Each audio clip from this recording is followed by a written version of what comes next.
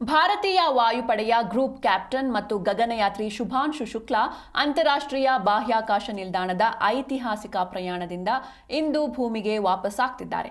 ಐತಿಹಾಸಿಕ ಕ್ಷಣಕ್ಕೆ ಜಗತ್ತು ಸಾಕ್ಷಿಯಾಗಲಿದ್ದು, ಆಕ್ಸಿಯಂ 4 ಕಾರ್ಯಾಚರಣೆ ಅಡಿಯಲ್ಲಿ ಐಎಸ್ಎಸ್ಗೆ ತೆರಳಿದ್ದ ಶುಭಾಂಶು ಶುಕ್ಲಾ ತಮ್ಮ ಸಹ ಗಗನಯಾತ್ರಿಗಳೊಂದಿಗೆ ಸಂಜೆ 4:30ಕ್ಕೆ ಪ್ರಯಾಣ ಬೆಳೆಸಿದ್ದಾರೆ.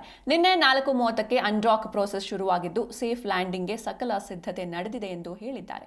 ಆಕ್ಸಿಯಂ 4 ಮಿಷನ್ನಲ್ಲಿ 60ಕ್ಕೂ ಹೆಚ್ಚು ವೈಜ್ಞಾನಿಕ ಪ್ರಯೋಗಗಳನ್ನು ವಿವಿಧ ಕ್ಷೇತ್ರಗಳಲ್ಲಿ ನಡೆಸಲಾಗಿದೆ. ಗ್ರಾಹಕ ಆರೋಗ್ಯ ಮತ್ತು ಕೃಷಿಯ ಮೇಲೆ ಗಮನ ಹರಿಸಲಾಗಿದೆ.